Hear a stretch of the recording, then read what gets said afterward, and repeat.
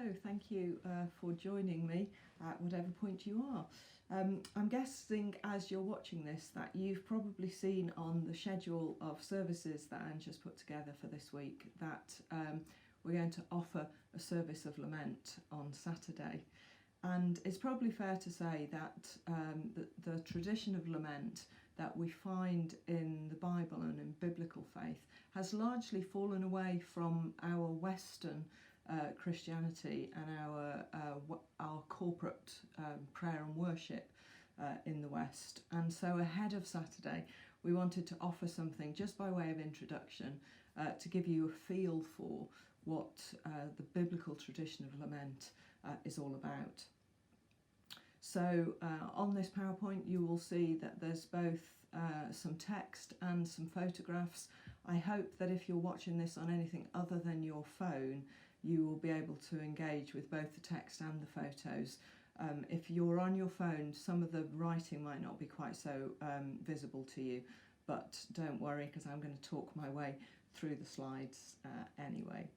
So this opening slide just has two brief statements that are taken from Psalms of Lament from the book of Psalms, and they begin to orientate us and just to give us a feel for what lament might be all about. How long, O Lord, will you forget me forever? My God, why have you forsaken me? And so as we begin, here's an opening question for you. What does prayer and worship look like for you in the place of peace, in times of your life when life is okay, and perhaps the spring and summer times of life? What characterises prayer and worship, your personal prayer and worship, or indeed your corporate prayer and worship as we come together as the people of God to worship Him? What words come to mind? Here are a few, and I wonder if these resonate with you. Celebration, dancing, adoration, singing, joy, praise, thankfulness, confidence, trust. I suspect that one or two of those resonate with your normal everyday experience of prayer and worship. And in the good times of life, when life feels like it's ticking over quite nicely, these are natural overflow, aren't they, of our hearts to God, natural overflow of love and gratitude in response to His goodness and His love in our lives. But I wonder what prayer and worship might look like in those times of life that feel a little bit more like autumn and winter, where sorrow and pain has entered our lives and perhaps become the landscape of our hearts. What does prayer and worship look like then? So here are some things that sometimes enter people's lives, become the landscape in which they live their day-to-day life. And I wonder what prayer and worship would look like if any of these were your life experience. Depression, addiction, a prison of debt where there's no way out, a life of intimate violence hidden behind the front door of your house, crippling long-term loneliness, tragic premature death of a loved one, or a hidden, isolating loss and grief that you carry in your heart behind a mask of okayness. I wonder if these were the experience of life that was day to day, what prayer and worship might look like and feel like. Perhaps you've had times in your life where those things or other things have been the landscape of life, and pain and sorrow has been the landscape of your heart? What about if we pause for a moment to think about life in this broken world in which we live? Toddlers starving to death in a famine, children sold into sex trade, millions of people living in family situations that, excuse me, are often full of aggression and violence, children growing up both witnessing and experiencing violence from their parents. People's lives torn apart in a moment by a natural disaster, an earthquake, a flood, a tsunami. People's lives devastating by war and hostility. People becoming refugees in a world that doesn't want them, with nowhere to call home. Adults sold into slavery. The list could go on and on. People imprisoned for their beliefs. There is so much pain in our world. I wonder what's in our heart as we come to pray, when we stop to think about the pain and the suffering that sometimes fills our world.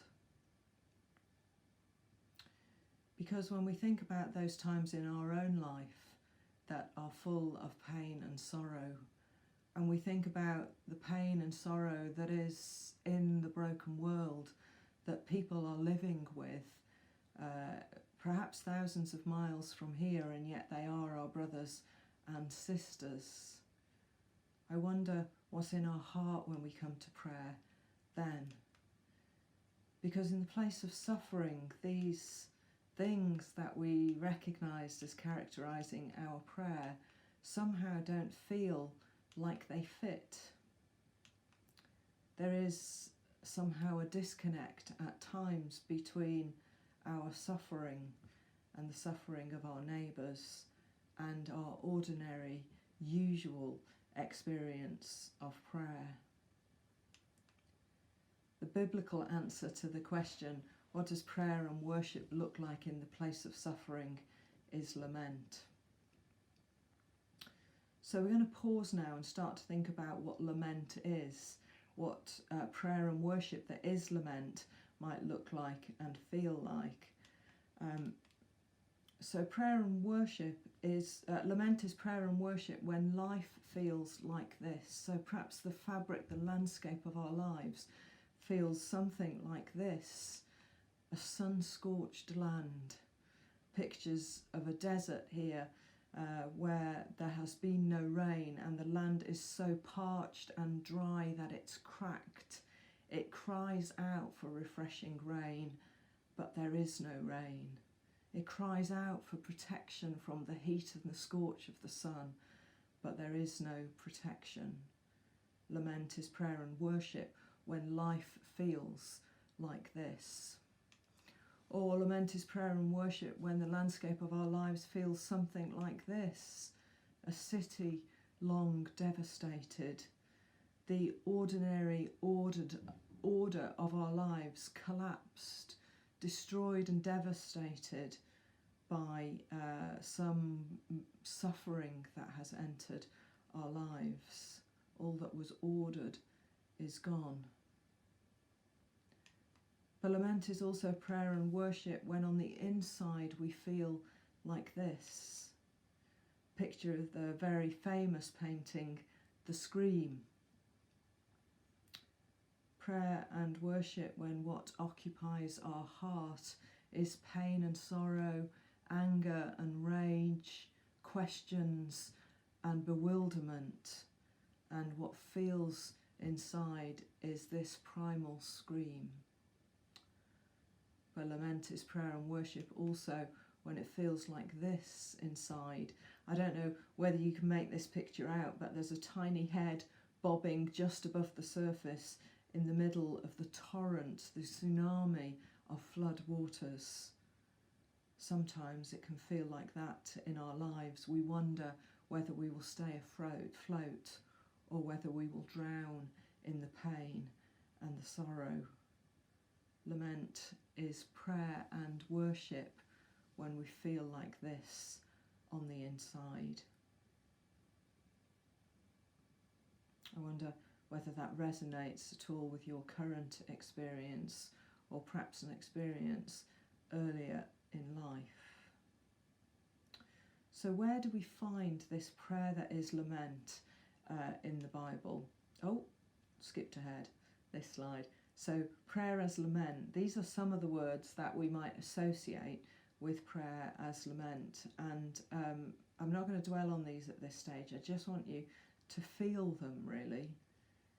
When we think of the previous list that we had, celebration, joy, praise, confidence, trust, thankfulness, and in their place, now we have mourning, protest, grief, weeping, groaning, complaint, a sense of being abandoned by God.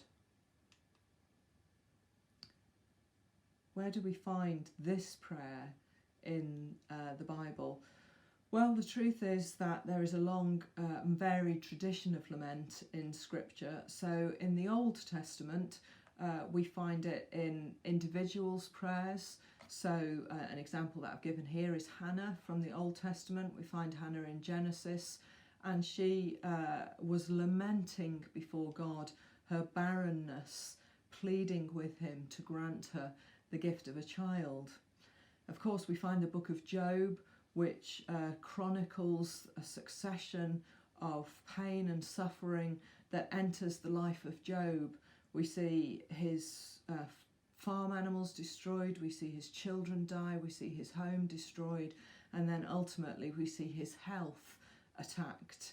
And the book of Job is Job trying to work out his pain, his sorrow, his questions, both with his friends and with God, a God who has ceased to make any sense to him. We find lament as well in the Psalms. The book of Psalms is, of course, the Old Testament people of God. It's their prayer and worship book. It's full of the prayers and the songs that they sung, both as individuals and as a corporate people. And when scholars categorise the Psalms into different types of Psalms, the biggest single category that is in there are Psalms of lament, where individuals or God's people as a whole are wrestling with God, with the questions that are in their hearts, with the pain and the sorrow in the face of suffering and in the face of life not being what they thought God had promised it would be. We also find lament, though, in some of the prophets, and particularly there I've put in the book of Jeremiah. But we also have an entire book, the Lamentations, which is given over, as you might expect from its name, to laments. But we also find lament in the New Testament. It's perhaps not as easy to find, and there's reasons for that, but it's there, and it's there in some very key ways and moments. So crucially, we find it being expressed by Jesus, both in the Garden of Gethsemane, as he prays in anguish before his Father, saying, can you find some other way to achieve your purposes than this pain that lies ahead of me? Take this cup from me, he prays, but not my will, but yours be done. And also we find it crucially on his lips on the cross, as he chooses to pray a verse from Psalm 22, which is one of the Psalms of Lament, and we had it at the beginning. My God, why have you forsaken me? So it's there all over Scripture. It's part of the prayer and worship life of God's people, both in the Old Testament and the New Testament. So what does prayer that is lament look like? Well, it often finds an initial expression just in a wordless cry. If we remember back to that slide that is the scream painting, often the pain and the sorrow that is in us has no words, and we begin to give it expression through a primal cry, I guess, through tears, through weeping. And here we find that tears are eloquent. Tears are the words that our pain finds to give expression. So when we're in personally a place of suffering, when lament is our personal landscape, then often we have no words, but we have many tears. But when we look at the Old Testament, when we look at the biblical examples of lament, what we find is that initial wordless cry, that cathartic release of pain and suffering, of anger and rage, actually leads people into a new articulation of their lament. The pain gives way to words. And the words can look something like this: complaint, protest, accusation, a sense of abandonment by God. People complaining about the way their life is, protesting the ways that life is not what it should be, not what God had promised it would be, not what we hoped and longed for it to be. There is a protest, a kicking back against the reality of life. But there's also at times an accusation against God, the sense that God has abandoned them, and a sort of waving of the fist at God. Where is he, and why has he allowed this to happen in our lives? At times even that prayer gives way to a sense that God has done this, that God is the enemy bringing this suffering and this sorrow upon them. The language is often very metaphorical. There's lots of pictures used as people struggle to find a way to express what life feels like. The cords of death entangle me. The torrents of water surround me. My enemies, like roaring lions, rage and ravish me, and there is no one to defend me. It's raw and it's messy and it's honest. But whilst the prayers of lament that we find in Scripture usually start in that place, what we also find is that as people find a way to give expression to the questions, to the pain, to the sorrow, as they try to make sense of their lives in the understanding of their faith and what they expected from life, as they journey through that cathartic expression of pain, it takes them back to a place where they are able once again to find that confident, trusting hope in God. The expression of the pain, the honesty with God, leads them back to a place of renewed hope, a place where they feel that they can make their petitions and pleas to God. So prayer that is lament invites us into a very honest relationship with God, where nothing is hidden, nothing is repressed, nothing is denied. Actually, we can come to God with all of the reality of our hearts. We can come with our anger at life and at Him. We can come with all of our questions as we struggle to make sense of our lives and our faith. We can come to Him with all of the ugly reality of our hearts, even our desires for revenge, our bitterness, our rage. We can come with all of that. His shoulders are wide enough to take the pain. Nothing needs to be denied. And it's important for us as we move towards wrapping up our thoughts about lament, just to remember that this raw and real complaint and protest that is lament is not a sign of faithlessness. It's not a lack of faith on our part to feel those things. And when we turn that raw emotion into prayer, when we risk being honest with God in that prayer, that's actually an act of honest, bold faith. Because what it says is, despite the reality of my life, despite the fact that it feels to me like God has abandoned me, that he has broken his promises, that his goodness has departed from my life, despite the pain and the sorrow, I refuse to walk away from God. I am determined to cling on to God tenaciously, to wrestle with him in the face of my sorrow, and ultimately to hold on to him as the source of hope. And so just a final quote as we come to the end.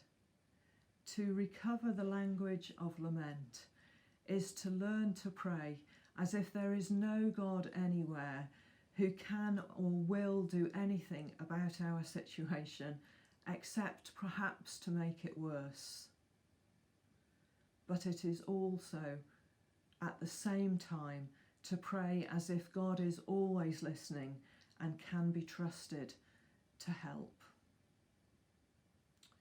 There is a tension in our faith. We believe in a God who is a God of goodness and love, the God of justice, the God who promises to defend the weak and innocent, to be a father to the fatherless, to put orphans in families. He's the God of care, the God who is intimately at work in our world. And yet, at the same time, we see untold suffering and pain in our world, and there is a tension there. Lament is prayer that allows us to sit in the tension, to be real with God, but also to be real about the pain and the sorrow. And to that extent, only lament adequately responds and reflects the reality of life in this broken world as we wait for the kingdom that is to come, the full consummation of God's kingdom, the place where pain and sorrow will end, the place that is a place of endless peace and rest. In times where sorrow and pain fill our hearts, lament can be a really helpful means. It reminds us that prayer can keep our relationship with God alive in those times, and it invites us to be honest with God. But at other times when pain isn't part of our life experience, lament also allows us to sit with God, to empathise and in solidarity with the very many people around the world that we know live secret lives of sorrow and pain. Lament allows us to sit with God in the pain, to share some of his sorrow, and to sit in solidarity with those less fortunate than us at that point in time.